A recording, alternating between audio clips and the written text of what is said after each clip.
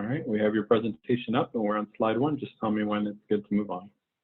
Will do. Okay. Well, thank you everybody for joining. Again, I apologize for the technical difficulties. I guess that's what comes with working from home in a brand new apartment. They're still doing construction. We only have a short amount of time, so me and my co-presenter have come up with our top 5 tips and tricks that have helped us as we've navigated grad school and student affairs. I would say please engage with us in the chat box by sending any questions or comments, except I can't see it, but feel free to engage with one another in there. You can advance the slide, please. So my name is Melanie Harris. I am a doctoral candidate at Clemson University. I also am a strategy director for Complete College America, which is a nonprofit organization that works with stakeholders and legislators to pass policies to get more minoritized students into and through college. I received my master's degree from the University of South Florida, and I went to undergraduate at UNC Greensboro. Prior to my job with Complete College America, I worked as a project manager for Blackboard, and my first job out of my master's program was a coordinator for first-year programs at Georgia State University. I'm not sure if my co-presenter is able to connect either. I'll go ahead and keep going for sake of time. Yeah, we haven't been able to see them on the screen yet, so I think you're set to keep going. Okay, thanks. So we could go on for days about our tips and tricks, but again, we have short time, so we've limited it down to 5. We can go ahead and advance the slide. So the first one that I think has been crucial to success and just not feeling as overwhelmed is how to combat imposter syndrome. It's a feeling that everybody feels, even the most successful people. I mean, Oprah has talked about feeling imposter syndrome, which is the inability to internalize accomplishment and a persistent fear of being exposed as a fraud.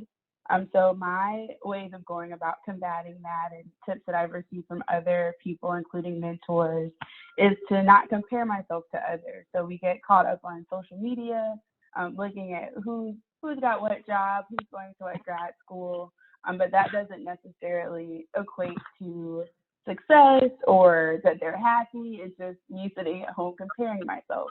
So I try to stay away from that by doing things that I enjoy and that I'm passionate about, and things that I know I'm good at. I know I'm really good at organizing things, and no one can really take that away from me. So finding the things that you find joy in.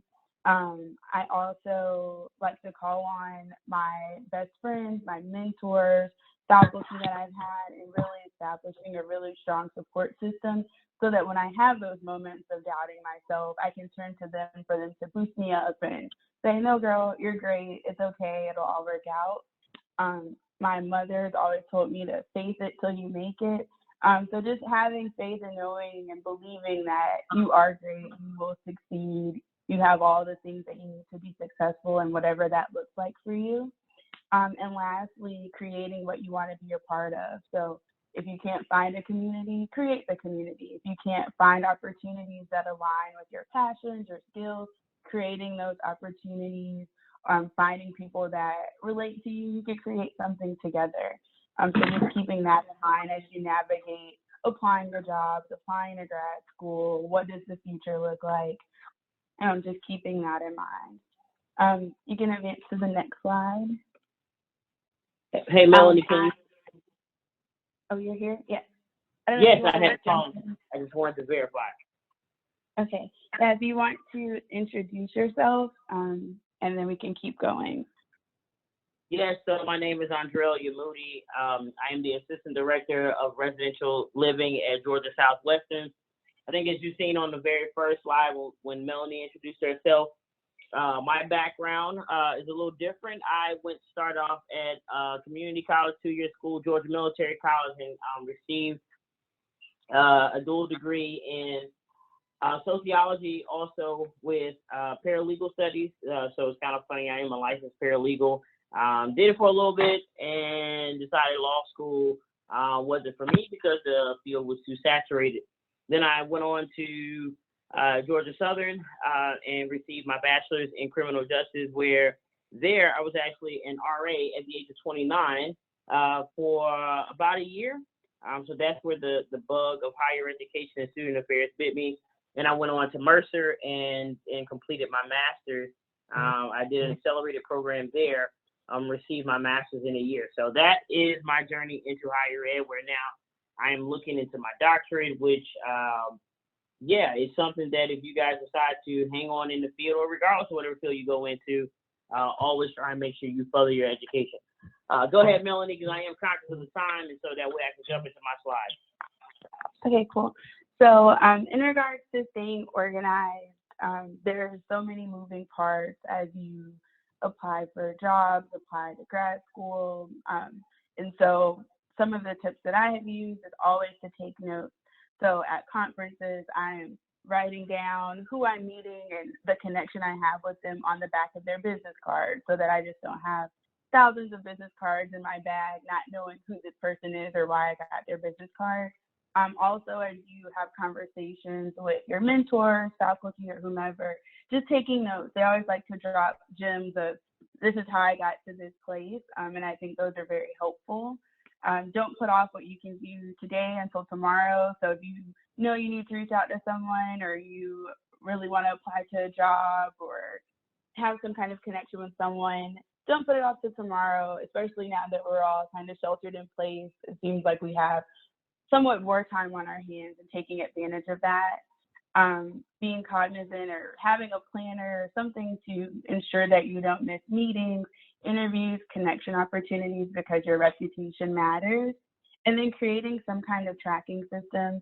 I love a good spreadsheet that I can access from my computer, phone, wherever, and I would use that to track what job I applied for, the description, where I am in the process. I would be more than happy to share that with anyone on the call. If you send me an email, I can share you mine, and you can use that as a template. You can go to the next slide.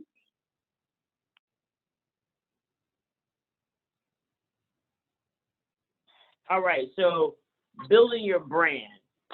So if you look, we see all familiar logos here, right? We got Burger King, which is of course known for the Whopper, and McDonald's, which is known for their fries, and Pringles is the one where you can't eat just one. Of course, we have Apple, where, we want everything Apple, and their biggest competitor, Samsung. We can go on and on and on about these different brands, right? And we can look at these logos and know exactly what these logos stand for. So essentially, you are a brand as you are navigating your way through the field. And so how do you do that? How do you do what ABC or CNN or NBC has done, or even the symbol of Jordan? We know what Jordan is and what he stands for and how expensive his shoes is when we just look at that brand, right? So first things first, what makes you unique? Whatever it is, whether it's your voice, whether it's a talent that you have, whatever it is, use it. Use that to make yourself stand out. Then the next one, what do you stand for? What do you believe in? What are your values? Own it, all right? Never allow anyone to change who you are as you try and navigate your way through the field, because there's some place that wants a person just like you to work for them. And then you have to think about it. What is your target audience? Would you actually talk to an entry-level professional or to another undergrad student or another graduate student the same way that you would talk with a vice president or a vice chancellor? Of course not. So you have to know your target audience and learn what they're looking for. Then what is your next step? How are you getting to where you want to go? Whatever your next step is, build to it. And lastly, what is your overall goal? Whether you want to be a VP, whether you want to be a dean of students, whether you want to be a housing director, whatever the case is, grow it, okay? That is what you do. You can go to your next slide. All right. So network, right? Network, Melanie talked a little bit about this earlier in her presentation. Networking is very important. One thing one of my very first mentors in the field told me is that the field of higher education and student affairs are extremely small. So your networking skills is going to take you wherever you want to go. Okay, so how do you do that? Build relationships, but build genuine relationships. Don't just walk up to somebody just to say, you look at their name tag like, oh, well, this is a VP, and that's the only person that you talk to. No, build relationships with everyone, because you never know where you may see that person down the road. Be of service to your network. Don't only go to your network asking them for things. Maybe it's something within your box of tools that you can pull out to use to help someone else, okay? So always be of service to your network. And like Melanie said, stay in touch. There's many ways to stay in touch with people, via text, if you guys exchange cell phone numbers, email, social media. You can even do something as simple as snail mail, whatever it is, even if they're on the same campus as you, stay in touch. That is very, very important, because you never want to be able to reach out to your network when you're in need and they have no idea who you are. And lastly, diversify your circle, right? You never want to have all of your circle in one area. Why? Because that means if you, say for instance, if you have a question about financial aid, but all of your folks are in housing, or all of your people are in the registrar's office, you have no one within financial aid that can call on and like, hey, I have a question about this and I really need help. So always make sure you have people in different areas, even inside the field and outside the field, that you can call on for help. Next slide. And then lastly, mentorship matters, right? There are 4 types of people, or 4 groups of people that I should say, that you're going to want around you at all times. And those 4 people are: 1, your coach. The coach helps further the development of any individual by focusing less on technical skills and then more on your soft skills, right? Think about like a baseball coach. They're always there to help guide you along. It allows for the individuals to grow by discovering and defining their personal and career goals, and then they're creating a plan for those goals that you're going to use with one or 2 or more of your other people. They're providing constant feedback and guidance. They can also be a part motivational speaker. They can be a therapist sometimes, and they can even be a friend sometimes if you need it. So that's your coach. Now, your mentor. Your mentor is very important, because this is a relationship-oriented person, okay? And this is a relationship that you build over time. It occurs when a person, and you want to look for someone who has years of experience in the field in which you're trying to go in, where they can provide guidance to you, right? With someone who's less experienced, which would be you, to help raise the potential for your future career goals and to help you find success within the career and within your career, okay? Now, your sponsor. Sponsor is very important. A sponsor is someone who's in a position of power, right? They can use their influence to help advocate for you on your behalf. For instance, if you see this job and this is your dream job and you have a sponsor, your sponsor may have a connection within that field or within that company or within that university that's like, hey, this wonderful person with this entire skill set that I want you to take a look at for this job. The key with this sponsor is that this relationship doesn't come automatically. It comes by someone watching you and knowing what you have to offer. So it's very important for you to always do your best, okay? And last, your board of directors. These are my favorite group of people, okay? We call these people our inner circle, our homies, our squad, whatever it is. And you always want to keep people around you like this because, why? These are the questions. These are the people that challenge you. You want to make sure they support you. You want to make sure that they're your sounding board. They allow you to vent. And they have dreams and aspirations just like you. Now, here's the thing. You don't always necessarily want your coach, mentor, sponsor, and board of directors to overlap because you are going to need these relationships to be defined and defined distinctly, okay?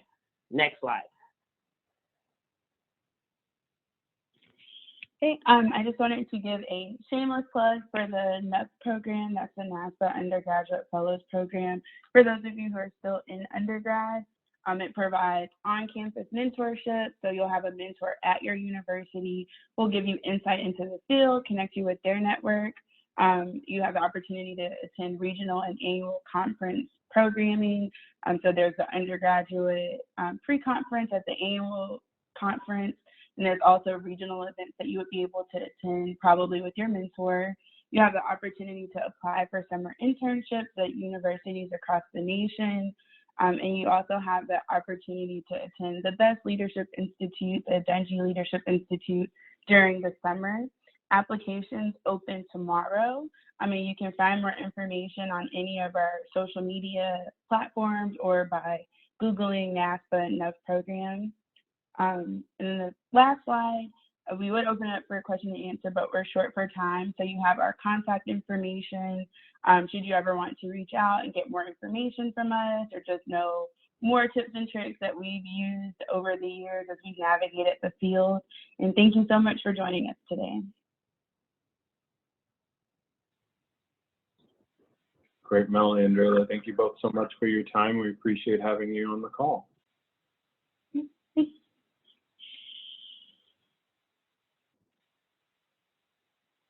All right, and now we will turn it over